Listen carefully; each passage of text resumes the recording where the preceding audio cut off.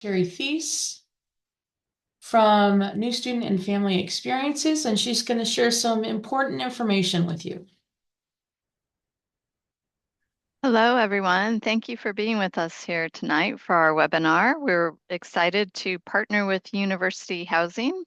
My name is Terry Thies, and I am the Associate Director in New Student and Family Experiences. And my area of responsibility lies with family engagement. So I serve as the liaison for families like yourself to the university.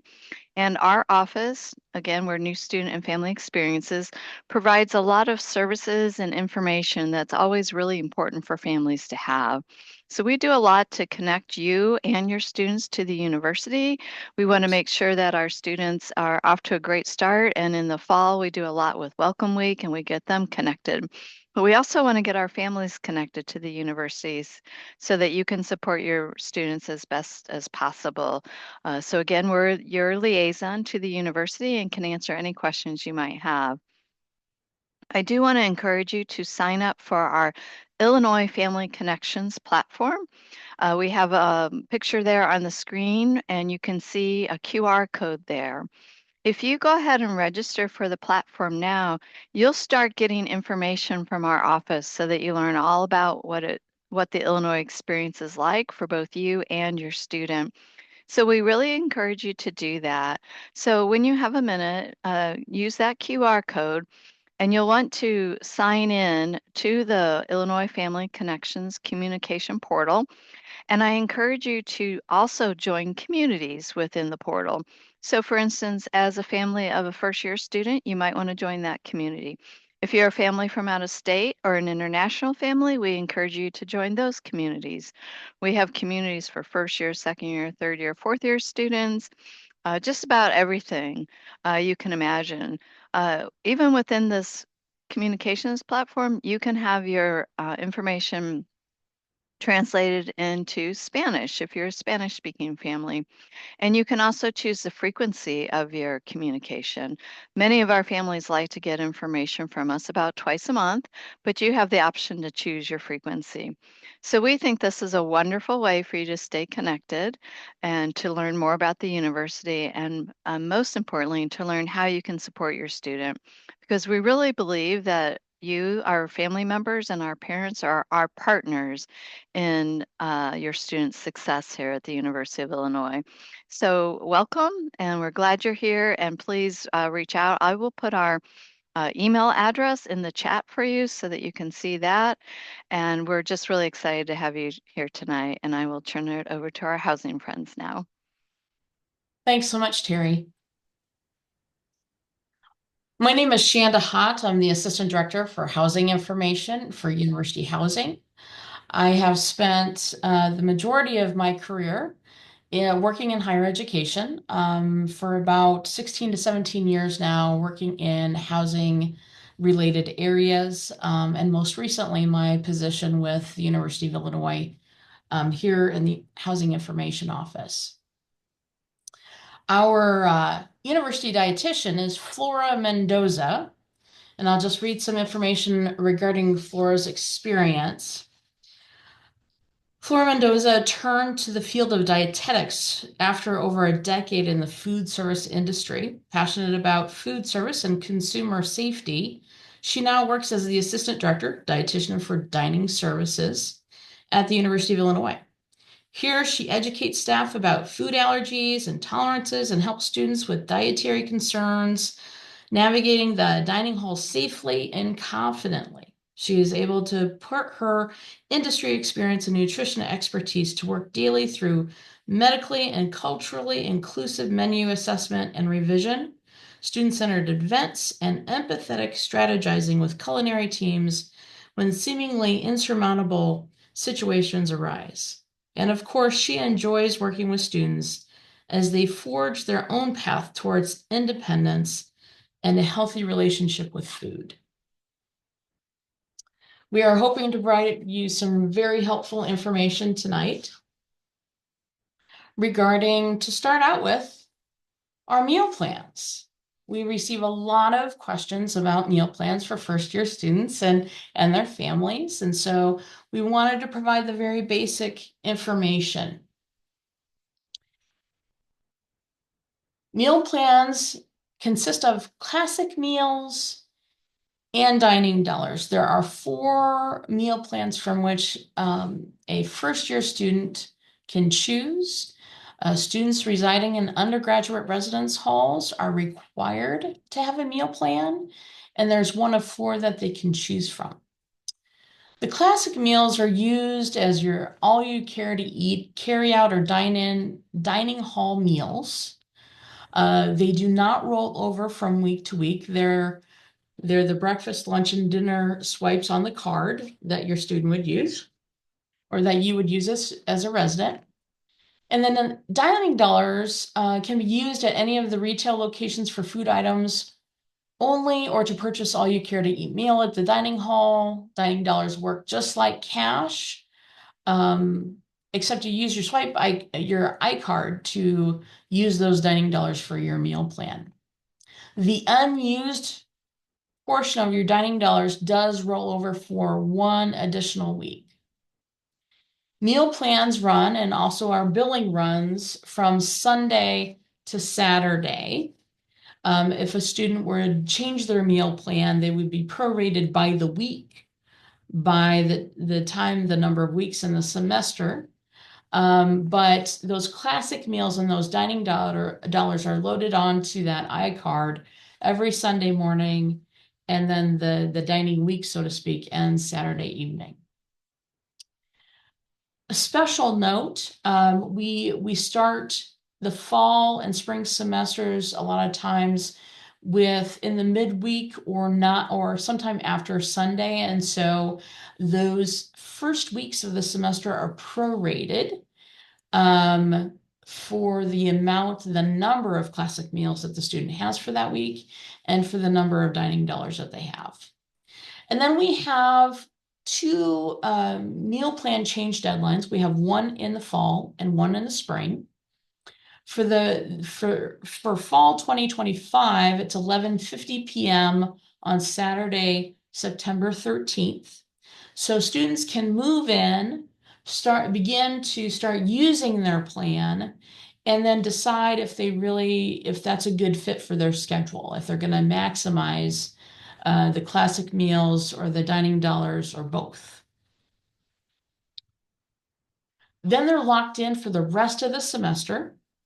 And then again, we have a time period of 3 weeks at the beginning of spring semesters. So again, the student can try out that meal plan with their class schedule and see if it works for them. And then they're locked in for the rest of the semester. Again, all students residing in undergraduate residence halls are required to have a meal plan, and they may choose from 4 different meal plans. So there's a 10 classic, 45 dining dollar meal plan. It's our most popular, with great flexibility. The 10 classic meals are the breakfast, lunch, and dinner, choosing between Sunday and Saturday, those 10 meals.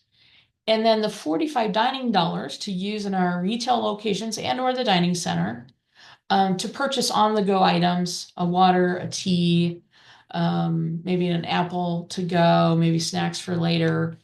And like I said before, this is our most popular plan. Our most affordable plan is the 12 classic meals. So 12 classic meals between Sunday morning and Saturday night, and 15 dining dollars to use during that week. It's the most affordable option.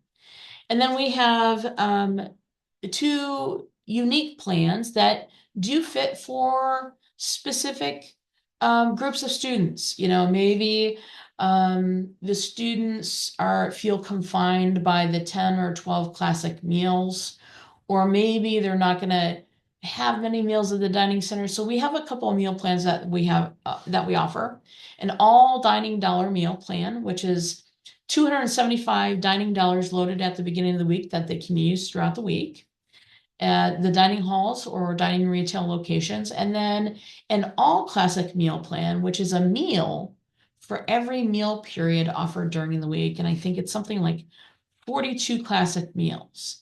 The important thing is we do have students that fully utilize the dining dollar meal plan, all dining dollar meal plan, or all classic meal plan, but they're equally priced, but they're a little bit more than the 10 classic and the 12 classic meal plan.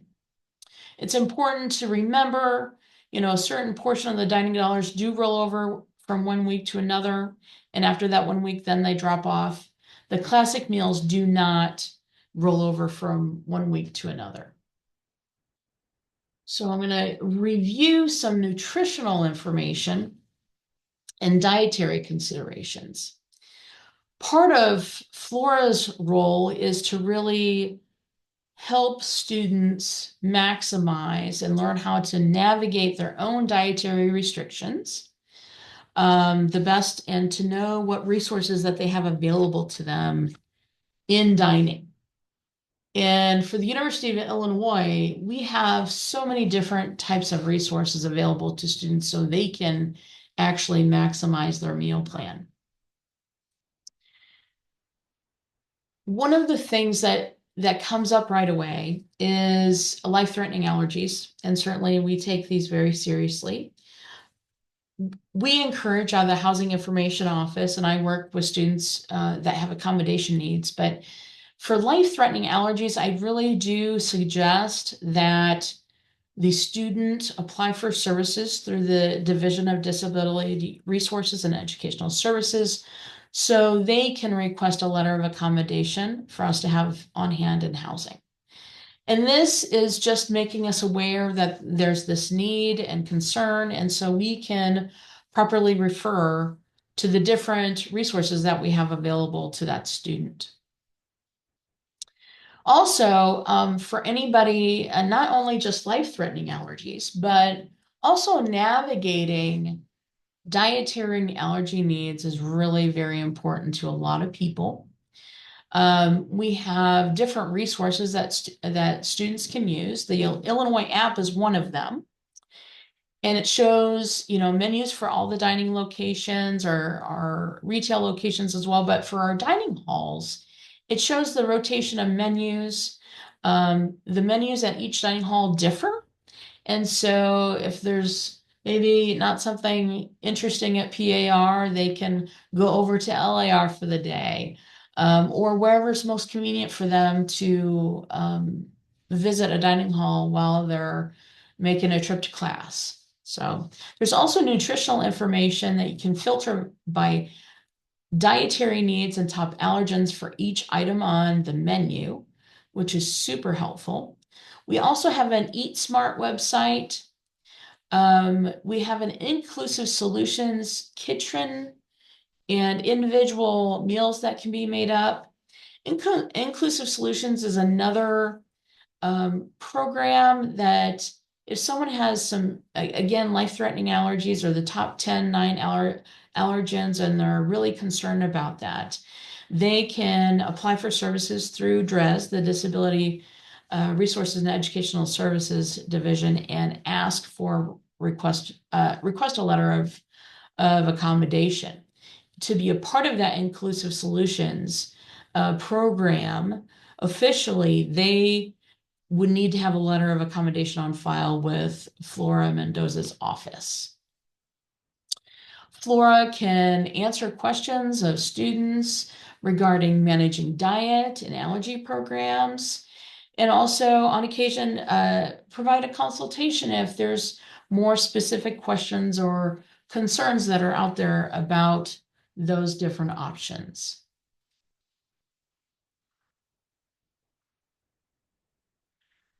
Here are some examples of item cards that are found in the halls, symbols and nutritional information that students will see in the dining halls regarding food.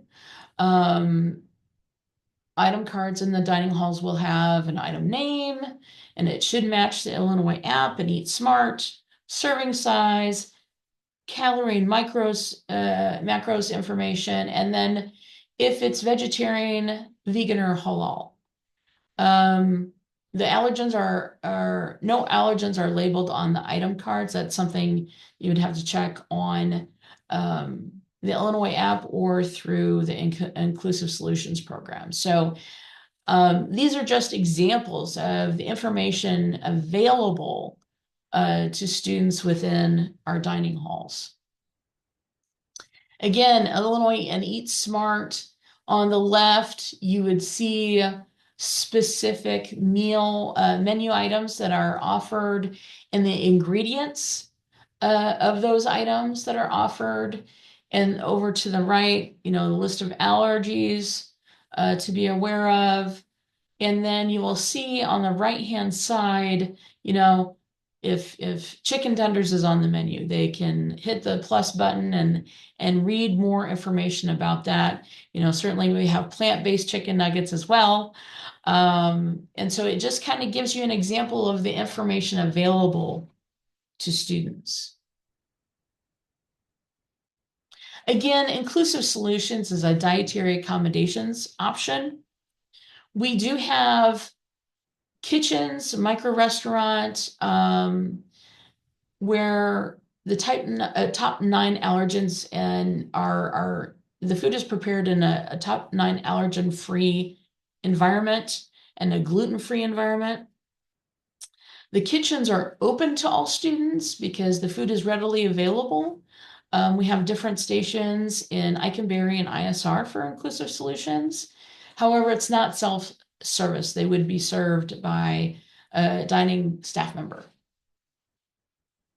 And then Inclusive Solutions, that is, you have to be registered with DRES and you have a letter of accommodation on file with Flora's office.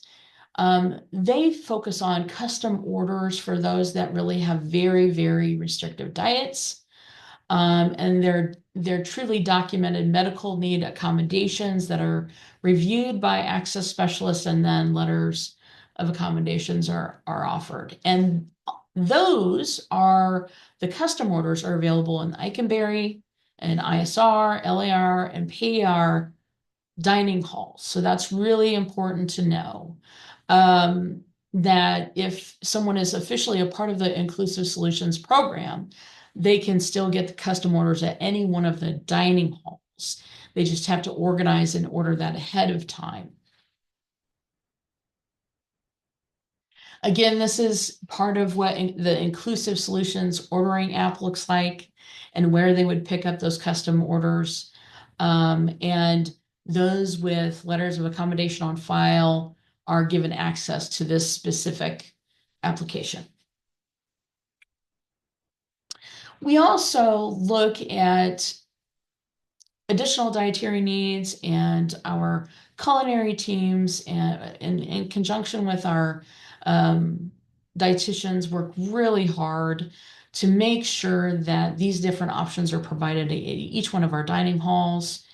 Vegan and vegetarian items serve at least one vegan or vegetarian entree inside at each dining hall at every meal. The vegan corner, each dining hall has a variety of vegan options available in the salad bar and dedicated refrigerator. We have a gluten-free corner.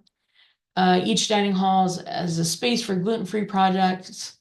Gluten-free items can be purchased at the retail locations.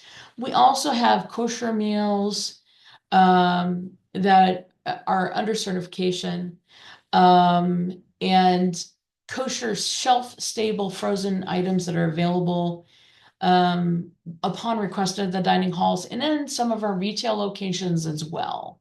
So that's a really important, all of these are really important items that we provide. We also have halal options as well that are really popular. And I know that for some, we will have a Jane menu items available more regularly as well for those that have more restrictive diets as well. So our university dining team is very invested and focused on listening to students' needs and doing their best to meet those needs with as many students as we have living on campus. So we have 4 dining halls that offer a variety of menus and really great options for our students.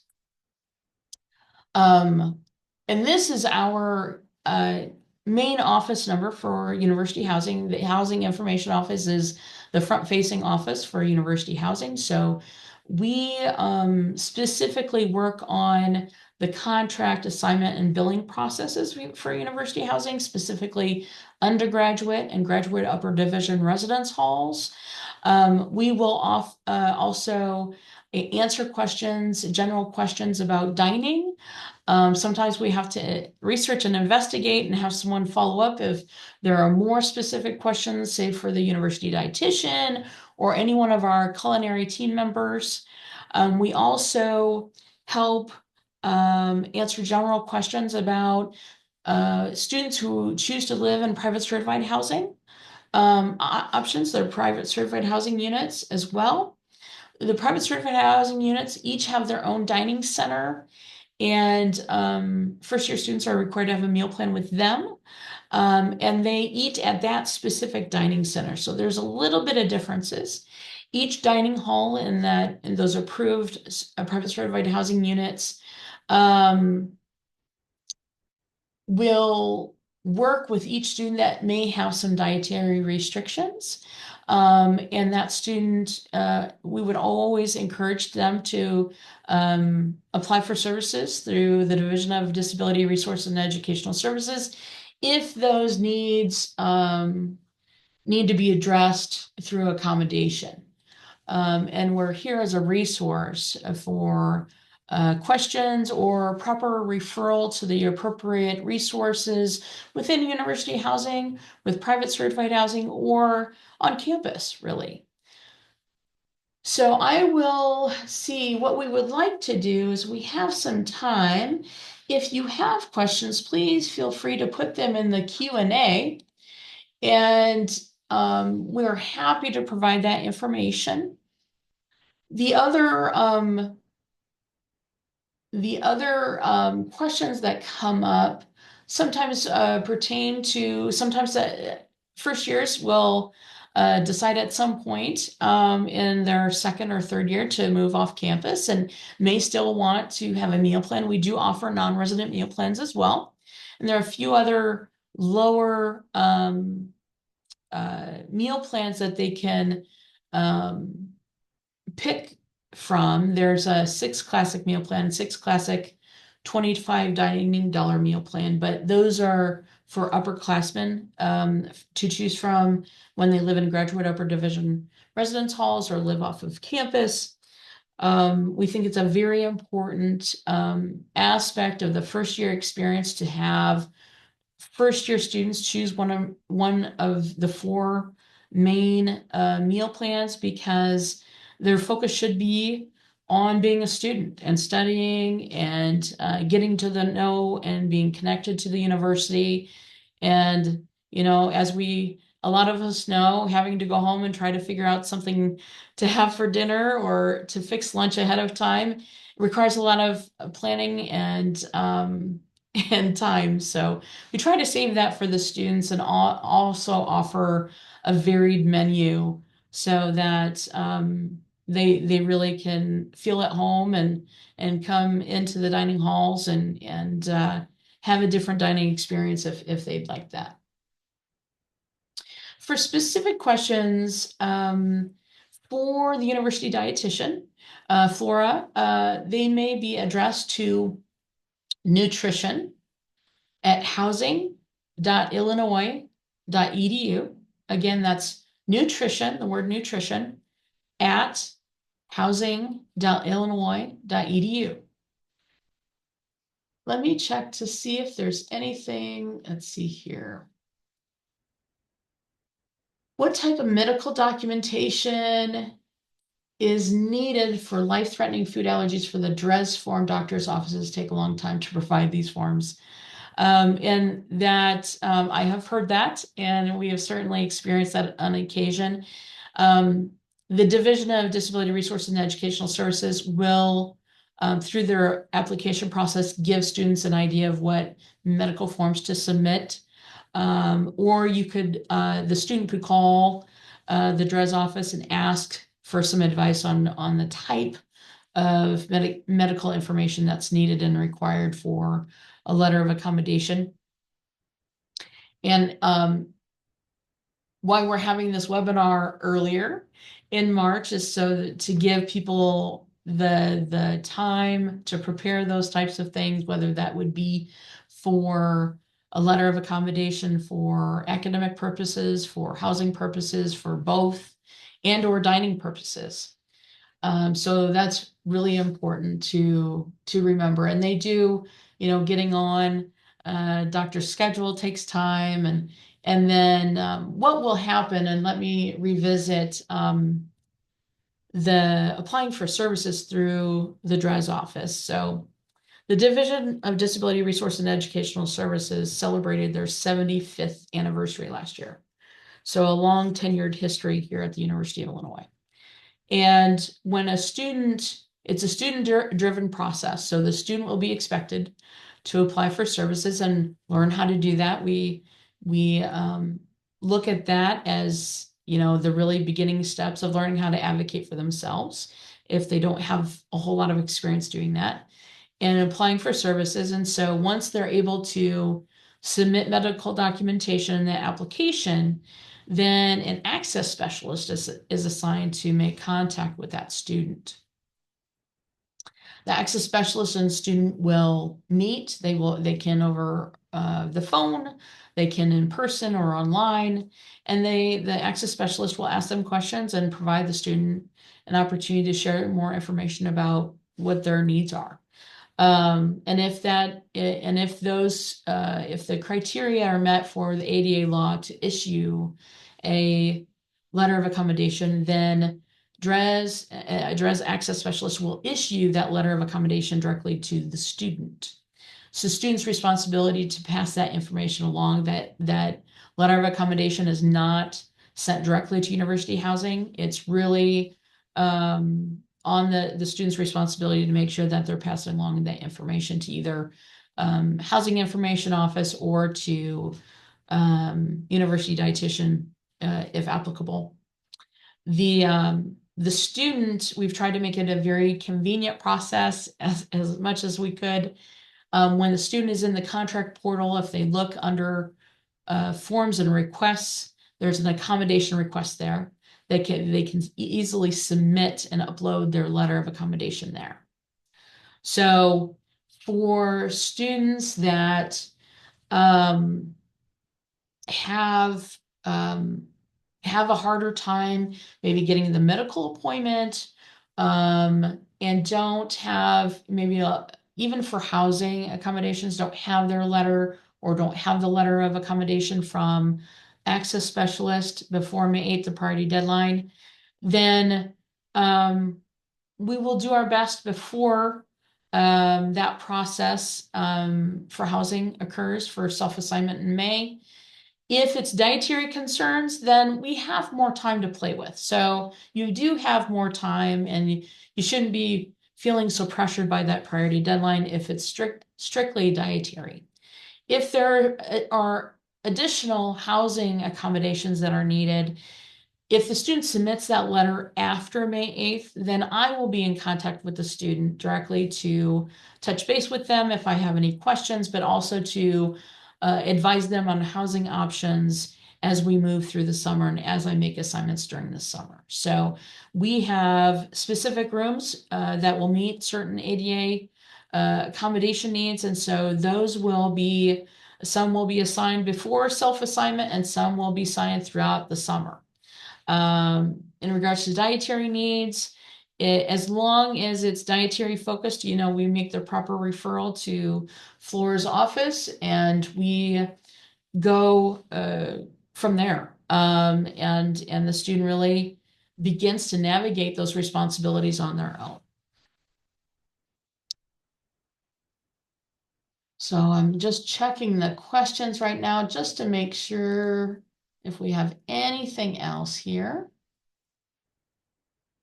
And again, if you have specific questions regarding nutrition, regarding dietary restrictions, you can send those to nutrition at housing.illinois.edu. We also we do have to-go containers. The initial cost is $5, and what we then do is expect the student to bring those back. Those are reusable containers, and so we send them through our dishwasher, so it's professionally cleaned, and then we issue them again. To pick up a new container, it's just $5 again, and that's taken off, I think, typically of the dining dollars that are spent. Sometimes some common questions come up about dietary restrictions or allergies and roommates. And so give me just a second here. Hey, Shannon, we want to welcome So, Flora Mendoza. She was able to get into the room now. okay. Well, I'm going to finish up on this one thought. And we'll see if we have any other questions. We're just starting to wrap up. So, and certainly if you have questions for Flora, please submit those to the Q&A and we're happy to pass those along. But wanted to talk to you about roommates. A lot of times we get questions about allergies. I've seen a variety of scenarios come through university housing. So I'll be starting my 8th year here in the fall. And some students know the person that they're going to be living with in the fall. They have an agreed upon roommate.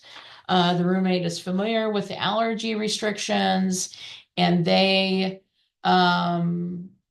will have an agreement between the two roommates. Some students don't know who they're going to room with, and that's okay.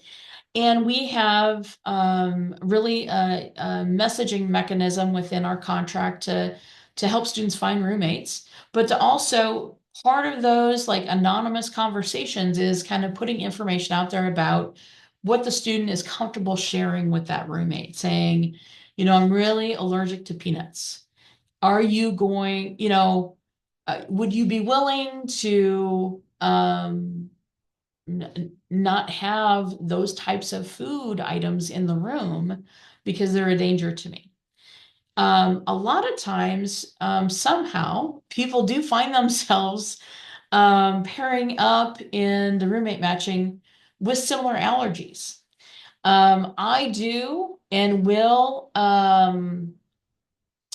offer assistance for students that maybe don't know where to start in conversations with roommates, but are having a trouble finding someone who's willing to adhere to that specific.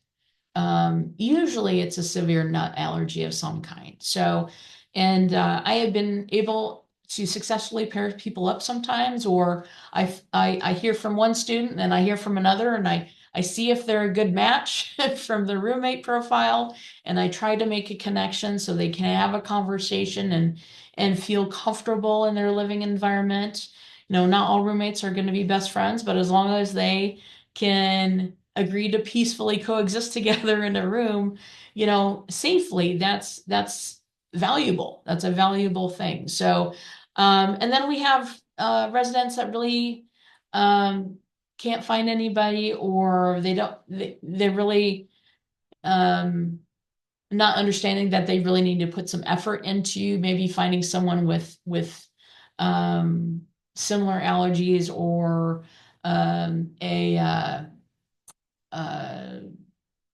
a perspective where they're willing to modify kind of what they have in the room in order for that roommate to be safe. So I've seen lots and lots of different kinds of scenarios. But we have worked through those before pretty successfully. And I would always encourage students to have open communication within what they're comfortable with sharing with a prospective roommate, and not being afraid to share that information, because that other person might have something to share with them as well. So they may have more in common than they realize. So I think we might have a question that's been posed that actually our university dietitian would like to answer. Flora, would you like to add any information? Yeah, for the dining dollars, you can use those dining dollars at any of our retail spaces. So those are our little stores with hotlines or the cafes. They're not inside of the dining halls, so you don't have to swipe to get in. But they're usually in the same building. So Iconberry Commons has Iconberry Dining Hall, as well as a small store and a cafe. You can also use them to pay to get into the dining hall.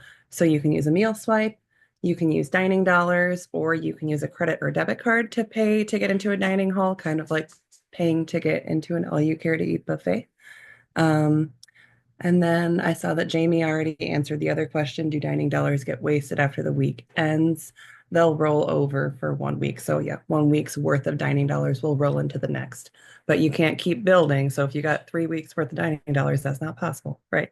Once you get 2 weeks, only 1 week will roll over. All right, sorry, that's all I had. Thank you so much. Any other questions maybe about inclusive solutions or the Eat Smart or Illini app, Illinois app, I should say, or any other nutritional based questions about information we've reviewed so far?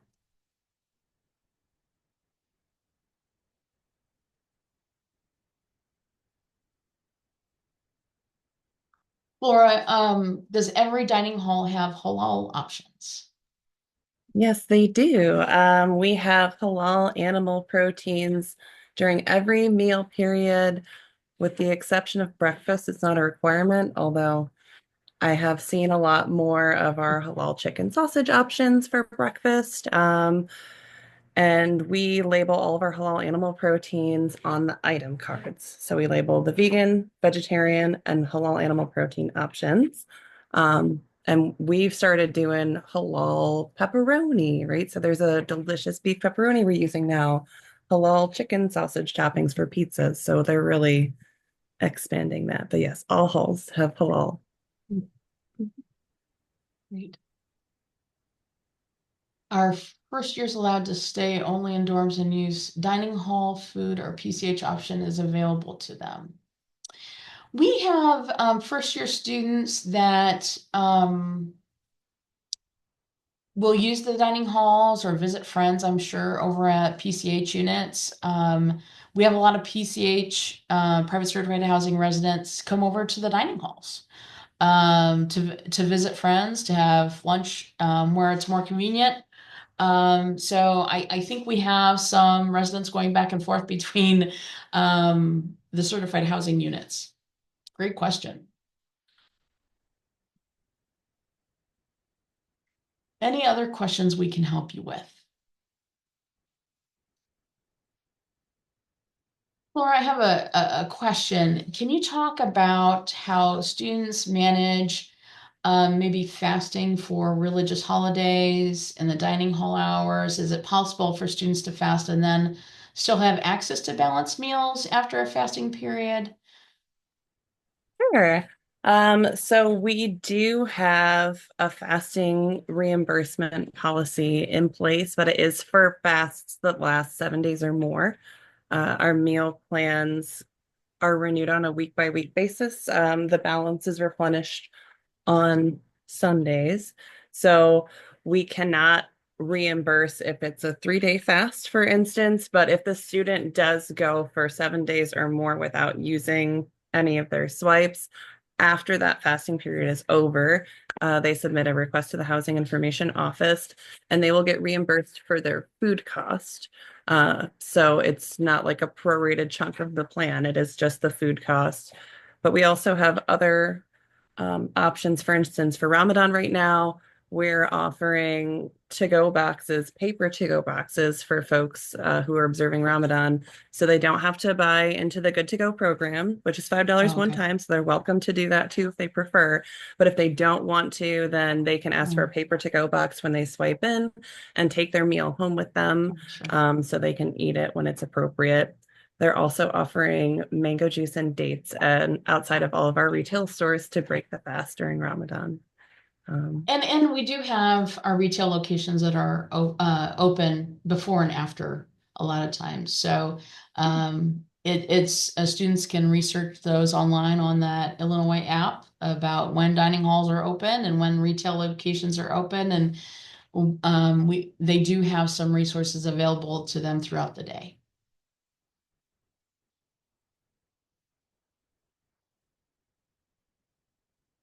Well, I hope you found helpful information this evening and additional resources that are available to you as a student or to your student.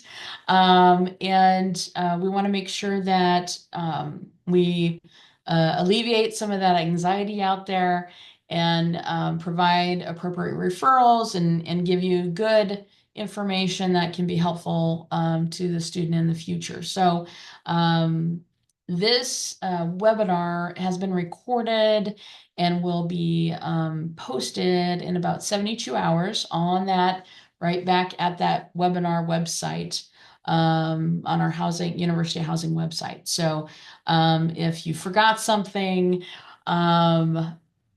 please feel free to revisit information. Please feel free to reach out. We're happy to answer general questions or make appropriate referrals, like I said.